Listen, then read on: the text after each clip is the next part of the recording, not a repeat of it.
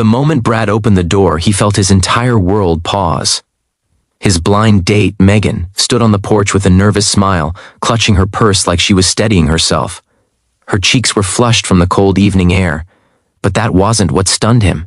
It was her voice, soft, shaky, and almost apologetic, when she whispered, "I'm so sorry, but my kids are in the car." Brad's hand froze on the doorknob, his heart dropped. Kids? He hadn't been expecting that. He hadn't been expecting any surprises tonight. He had cleaned the house twice, prepared a homemade meal, and hoped, maybe for the first time in years, that he might finally meet someone who understood him. Someone who knew what it was like to be a single parent.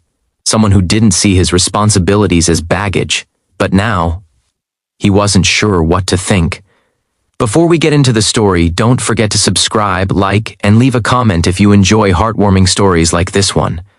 Your support helps us grow our community here at Your Channel Name, where we share inspiring stories every week. Brad stepped onto the porch, trying to shake off the shock. "You have kids?" he asked gently. Megan nodded, her eyes darting toward the car parked by the curb. Through the tinted window, Brad could see the outline of two small heads in car seats. "I didn't plan to bring them," she said quickly. "Their babysitter canceled last minute.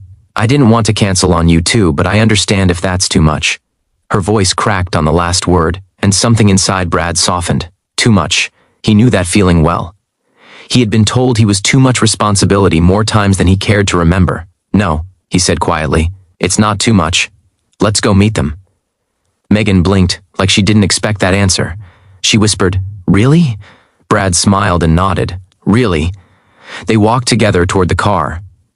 Inside were two small kids, a shy 5-year-old girl named Lily, and a 2-year-old boy named Noah, who had a pacifier in his mouth, and a stuffed dinosaur in his lap. Brad tapped gently on the window and waved.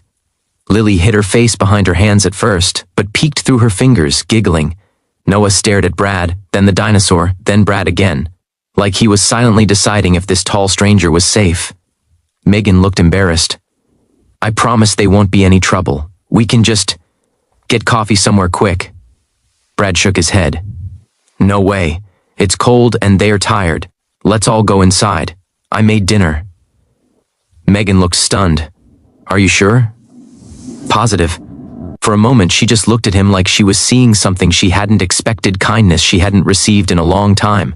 Inside the house, things were awkward, messy, and chaotic. Instantly. Noah wanted down, then up, then down again. Lily clung to her mother's leg like she might float away if she let go.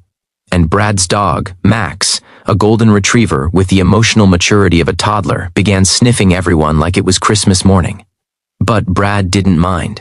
Actually, he felt at home. "You have kids too, right?" Megan asked as she tried to untangle Noah from the dog. "Yeah," Brad said with a bittersweet smile. "My son Jacob has 8, but has spending the weekend with his grandparents." Hearing it out loud always created an ache in his chest, a reminder of divorce, custody schedules, and the quiet moments when his house felt too big and too empty. Megan nodded slowly. "So you get it." He did, more than she knew. Dinner was simple pan-seared chicken, garlic mashed potatoes, and steamed broccoli. It wasn't fancy, but it smelled good. And even Noah, who Megan warned was a very selective eater, happily chewed on the broccoli tops while waving the stems around like flags. Lily eventually warmed up to Max, who gently dropped a slobbery tennis ball at her feet until she finally tossed it. Her shy giggle filled the living room like sunlight.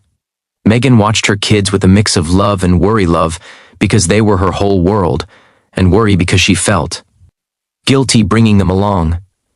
"Thank you," she whispered at the table when the kids were distracted. "I know this isn't how a first date is supposed to go." Brad chuckled softly. "And who made those rules? Parents like us live in a different universe. One where dinner means microwaving chicken nuggets at the speed of light before someone cries." Her laugh, quiet and relieved, caught him off guard. It had been a long time since Head heard someone laugh like that across his table. After dinner, the kids wandered into the living room with Max trailing behind them like a furry babysitter. Brad and Megan stepped into the kitchen to wash dishes together. It felt strangely natural, two tired adults shoulder to shoulder, rinsing plates and wiping counters, sharing stories about tantrums, school meetings, sick days, and the silent battles single parents fight alone. At least once a week, Megan said, "I wonder if I am doing any of this right." Brad handed her a towel. "I wonder that every day." She looked at him, really looked at him. "That makes me feel a little less alone." Brad swallowed, feeling a warmth spread in his chest. "I'm glad." A crash in the living room interrupted them. They ran in to find Max guilty-faced and wagging his tail over a knocked-over bowl, while Noah proudly pointed at him like he had solved a crime on a TV show. The chaos, it made both adults laugh harder than they'd laughed in a long time. When it was time to go, Megan gathered the kids' jackets, toys, and all the mysterious items toddlers seemed to produce out of thin air. At the doorway, she hesitated. "Brad, I need to say this. Tonight meant a lot to me. I'm used to people getting overwhelmed when they realize I have kids. I don't blame them. Life is messy. But you didn't even hesitate." Brad shrugged, embarrassed but honest. "Someone once told me kindness is what you give when you wish someone had given it to you. I know what it feels like when people judge your life instead of understanding it." She nodded slowly, eyes shining with gratitude. "I'd like to see you again, if you want." Brad smiled. "I'd like that too." At that moment, Lily tugged on Brad's sleeve. "Can Max come next time?" Brad kneeled. "He'll check his schedule." Lily giggled and ran to the car. As Megan buckled the kids in, she turned back one last time. "Thank you for opening your door," she said softly. "But thank you even more for opening your heart." Brad watched as her car pulled away, the taillights glowing in the quiet street. He knew life wasn't suddenly perfect. He knew dating as a single parent was complicated. But he also knew something else.